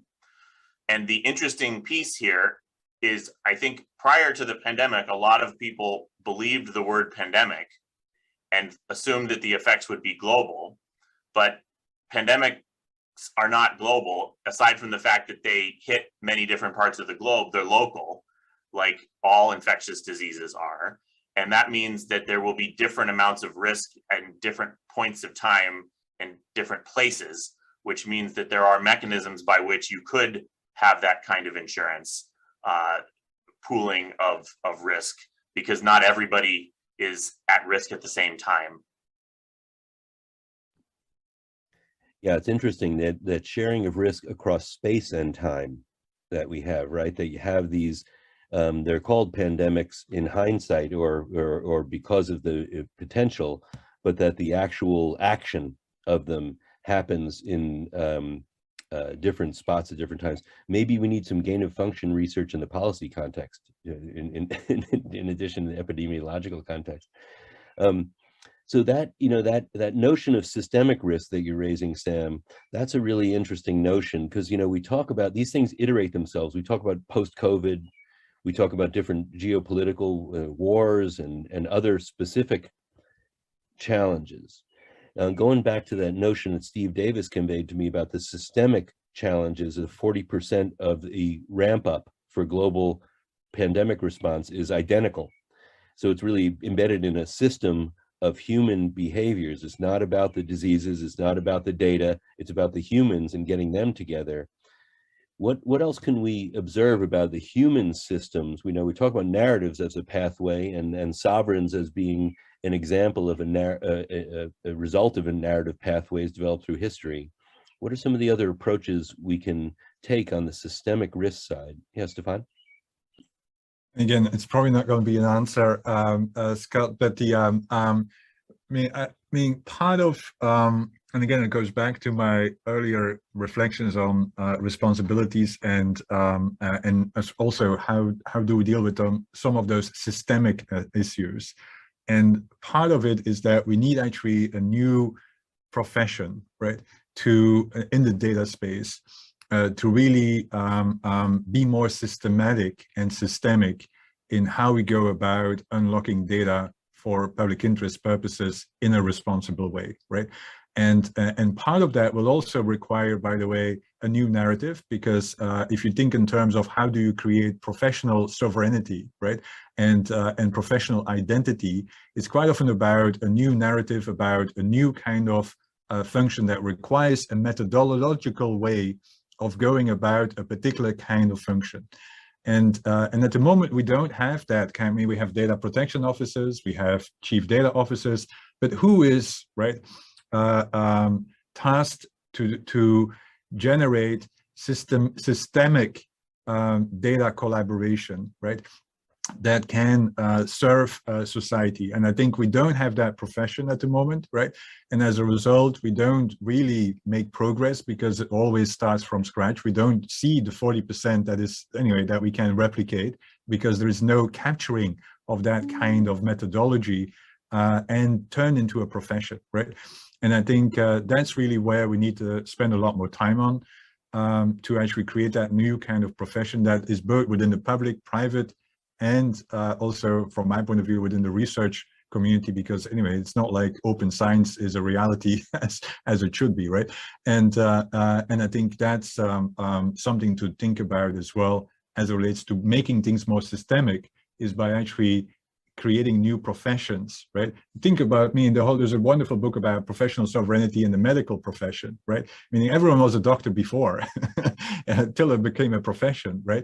And there was then a way to actually deal with systemic risk and systemic diagnosis. And the same is what we need to have in the data space. You know, it's interesting, the professions, that's a fascinating point. We often talk about guilds and the early ascendance of trades and the development of standards within those trades. Now, some of those are done for anti-competitive purposes, and some of those are done for quality improvement purposes, and there's a combination there, right? But you also have, as a result of those exclusivities and monopolies, essentially, that arise from guilds, you also have ethical codes, and you have self-regulation vis-a-vis the ethical rules, like you see in medicine and in doctors and engineers, et cetera. And you start to see knowledge base being developed, right? And then it's curriculum. And so it's interesting, we come at it now from, in academia, they talk about multidisciplinary work, and certainly this would be an intrinsically multidisciplinary thing from the academic side. I'm a late to academic person. I was in the profession as a lawyer for so many years and came to academics. And it's interesting because in the world of business, there's less disciplinary boundary. Now, obviously, there are different sets of disciplines. You have HR and accounting, et cetera, things like that. But it's interesting that academia, where we have that rich development of these areas, very often they are silos just because of the nature of publishing and tenure granting and things like that. So interdisciplinary, I often said, and I still say, means without discipline to a lot of academics, right? And that's an unfair. So the profession, the guild notion would be a way that we could start to do that. I wonder for the folks, James and Stefan B, who are very deeply involved in the public-private partnerships and others as well, what are some of the ways that the disciplines, we can be better about bringing the disciplines together? You know, we talked earlier about translating languages, but is there a more structural way we can do this? For instance, might we develop curriculum? Those of us who are at academic institutions now, might we start to work on curriculum packages that start to frame out proto-guild sets of knowledge that would be useful for starting to populate that kind of profession and things like that? What's your experience from the large public-private partnerships, seeing them put together? Is there some ground knowledge that we can start to bring across those different domains and start to teach it, so we actually prepare people for the profession, even if the profession hasn't yet been identified as such? Any thoughts on that? Yeah, so thanks again, Scott. So in terms of how do we build out those expertise and grow new areas of expertise? What we're seeing in a lot of the PPPs that are being put together now is there's typically a theme around them, around an academy. So around something about building a new expertise, depending on what the topic is, each one has a different theme, a different focus, but that realization that they're starting from a very low baseline of common understanding, and how do they actually build the community that can actually talk together effectively. I think one of the most interesting examples we saw that was actually a patient academy, actually helping patients to understand what was the perspectives of other patients, what's the perspective of healthcare providers, what's the perspective of government, and actually encouraging those patient organizations to engage in that type of framework and structure. And just, coming back to that theme of the PPP being a sort of a central, safe place for these different parties to recognize their differences, understand that they actually coming in with different perspectives and learn from each other, but actually taking that learning beyond just those that were within the PPP and actually saying, do you know what, we can actually expand that out into the wider community and actually pass these learnings on. a lot of them are actually not just in terms of a learning academy, but they're actually doing training schemes to actually build up certain degrees of expertise so they can set up their own SMEs and work in certain spaces. So creating that rising tide in particular themes and topics that, so we recognize that something's underdeveloped. How do we make sure that, you know, that there's a common good that we can actually bring everybody up to a better standard? You know, it's interesting, that notion of the training. It, you know, it strikes, the guilds had apprenticeship and journeymen, or journey people, I guess now, and masters, and really creating that affordance that we can have those communications among those who, because we're all trainees and apprentices in some area and masters in others, but we need that crosstalk in these multidisciplinary areas, and even maybe certification schemes, right? Something to say, oh, I have a label that says I'm good at this. And you know, the idea of the guilds, you can, once you're apprentice in one place, you can journey and work with different masters and then become a master, and then apprentices and journeymen come to you. And so having that feeding mechanism across the different disciplines, but recognizing the emerging profession and discipline that we're talking about here, feels like a way that can offer that lateral support. And again, just going back to Steve Davis's comment as an example, start to address that 40% problem, because there's lots of human suffering and death that occurs in that lag. And so it's certainly no question about the need there and the costs associated with the ramp up. But it's really a matter of organizing ourselves in ways that we've always done as humans, really looking to those structures again. Yeah, I mean, one of the things that we pick up on is there are certain disciplines that see themselves as owners of particular areas. And actually the area is much more complex than they realize. And actually by working in the PPP, there's commonly a realization that we need to have much more diversity of expertise. So building up the capability across those people who own part of the space, but actually they don't own all the space, and actually we need to build those different experiences together with them, and actually do that cross-talk. Has been incredibly valuable. You know, we've actually ended up with a lot of PPPs with the incumbents and the other parties coming along saying, yeah, we never realized how complex this actually was. You know, that's a win oftentimes. It's actually making people realize the complexity, that then you can start to think about what the solution is. You know, it seems like something that might be appropriate to put in initially. We were talking before about using the existing, Jessica was mentioning using the existing institutional structures. That could be something that could be a trade association type of activity. For instance, in the United States, a 501c6 organization, which would, you know, improving the conditions in the industry generally.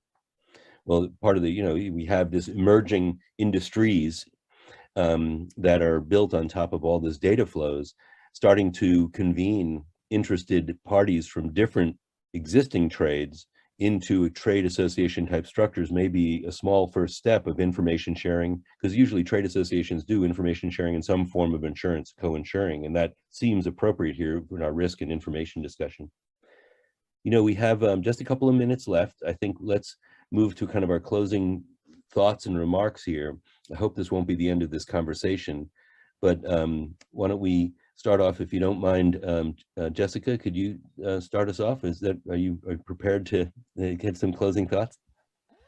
Well, I'm not really prepared, because I feel like this conversation is 2 hours of amazing dialogue, and we've gone on so many different avenues and you know, angles that I can't possibly do justice to it. I mean, I think this has all just taken me right back again to the first principles of kind of framing and the institutional homing, if you will, of this dialogue. You know, how do we, as Stefan Verhulst was saying right at the beginning, how do we create fora within which to come up with the right and most pertinent questions? And, you know, drawing on what you were saying, Scott, perhaps learning lessons from past events, past crises, you know, where there is a lot that can be replicated and can be learned, the 40%, as you were saying, of any crisis. And then what's the right, you know, place, location, territory, institutional home within which to have this conversation.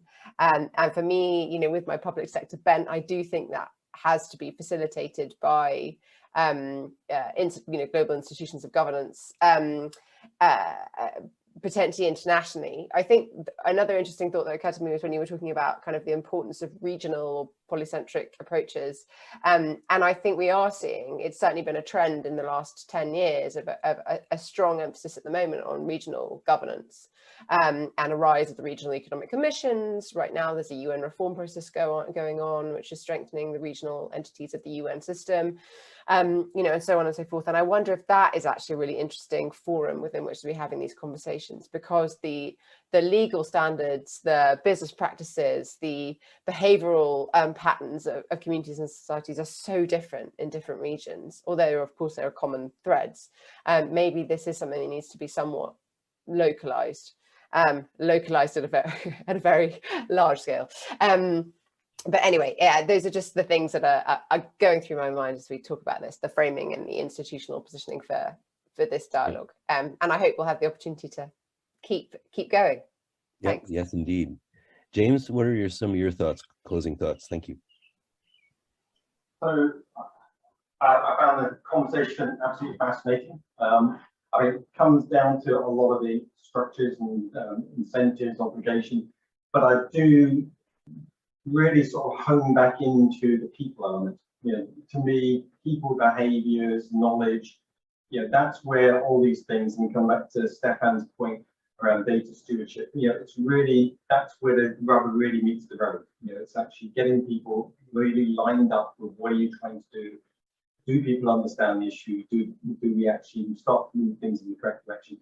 And that building a trust. And this is where I think PPPs are a really valuable vehicle for actually bringing those different areas of expertise. It really requires that element first up, to get your planning right, to get your alignment right. You know, everybody's got to have an incentive. It might be a different incentive for all different partners, but the partners have all got to recognize a common incentive that they can latch onto within that PPP. But at the end of the day, what you're trying to do is build a trust both within the consortium for you to be able to work together effectively, but then coming out of the consortium, what is the trust that you're building externally? And that's certainly when we're looking at PPPs, we're often thinking about what is the ecosystem change that we're wanting to do. If it's something which is a simple challenge, we'll do that internally. You know, the PPP, the whole purpose of bringing all these multiple parties together is where we're seeing that alignment is not actually built, and it's something that needs to get built. And that's something where we want to bring people with diverse perspectives, may not all be seeing things the same way. And that's actually the, you know, a lot of people complain about setting up a PPP, that it's really hard work, and I'll often argue that, well, the hard work is part of the PPP. That's the getting the alignment in the first place is the challenge, and then if we can actually achieve that, you're halfway to actually achieving your goals. Excellent, thank you, James. How about you, Samuel? You have some closing thoughts for us? Well, again, I think just to echo Jessica's point that I've really enjoyed the conversation and learned a lot, and I hope that we get an opportunity to continue the dialogue and potentially broaden the inclusion. I think that maybe the thought that I would just leave us all with is that we have a lot of work to do on the COVID-19 front. We know that there are other pathogen threats coming. You know, in 2020, COVID didn't pass tuberculosis as the leading cause of infectious disease death until towards the end of that year. And we have to solve these problems if we are going to be successful in the future. And I think maybe one of the things that I've been saying is it's probably not climate change that will get us. It will be a pathogen that is facilitated by climate change. So I think there isn't really anything more important from a societal perspective that we can be working on. And I'm looking forward to rolling up my sleeves and working with all of you and then the much broader international community that I think shares this vision. Thank you. And this chorus of opinions, we can bring it home with a duet of our Stefan duet here. So Stefan Borst, could you give us your closing thoughts, please? Happy to do so. I love this discussion because there were so many, from my usual practice, different lines of thought in it. And I took quite a lot with me. And I always try to end meetings with some personal action points that I have.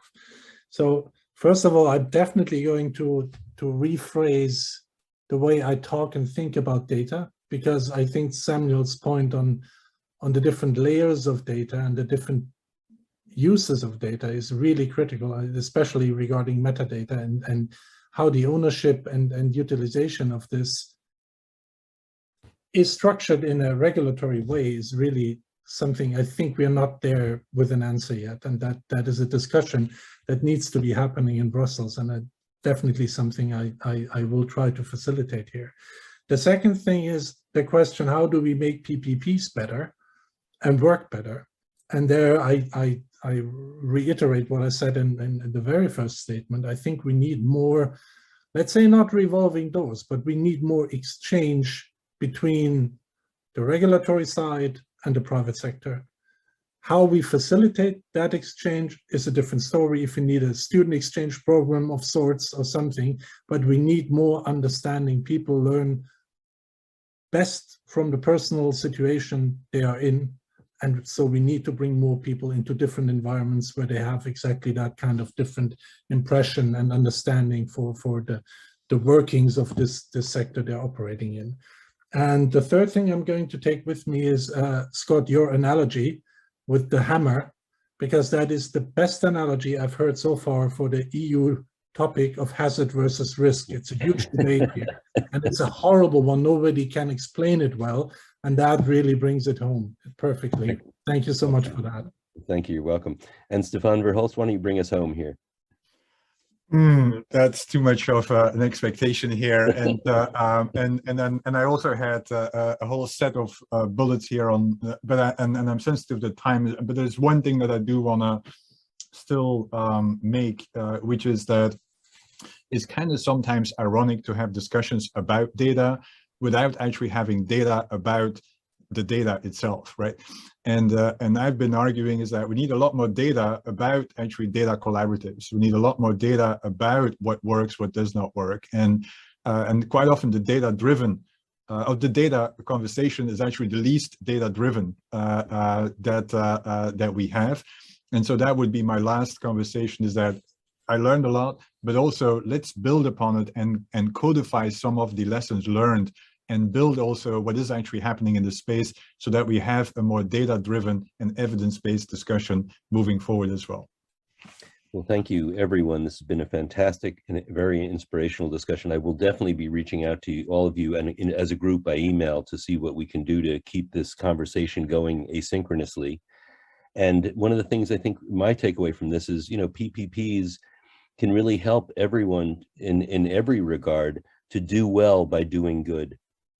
And that is really going to be an important super narrative, is there are shared challenges, shared risks, and once we're able to identify them and characterize them appropriately, it seems that we should be able to do what we've done as humans throughout our entire history, which is gather together to deleverage and to de-risk, to leverage and de-risk in ways that we can't do alone. So thank you all for your time today, and we'll be reaching out by email to all of you, and I hope the folks who have been viewing this and will view the recording can benefit from this, and certainly feel free to reach out to any of us, and we'd be delighted to engage in further conversation. And thank you all. Take care now. Thank you very much. Bye-bye. Bye-bye.